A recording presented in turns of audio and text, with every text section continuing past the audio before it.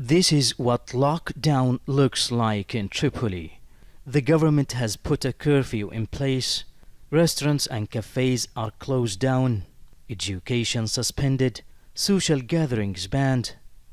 And movement between cities restricted. But the number of COVID-19 is creeping upwards. Authorities say they're doing what they can to prevent further infections. But some municipalities are critical of the government's measures to prevent a bigger outbreak. We have not received any support from the government as of today. A budget has been dispersed by the central bank, but some municipalities received double their portions, while others received nothing at all. Communities are trying to fill the gaps where they say the government has failed. This hospital in the city of Misrata has been donated by a local businessman to treat coronavirus patients. And students in the city are using 3D printers to produce safety gear for medical workers. In Tripoli, these young volunteers are relying on donations to conduct sanitization campaign.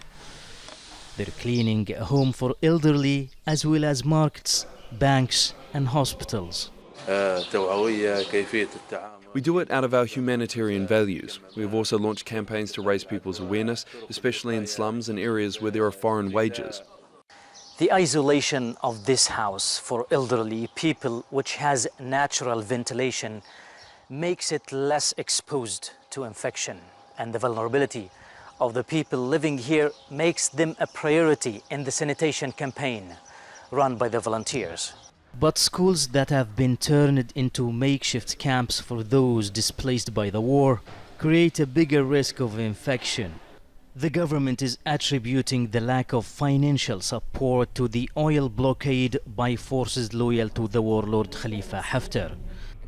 So in communities across the west of Libya, volunteers are doing what they can to protect themselves and others from the virus.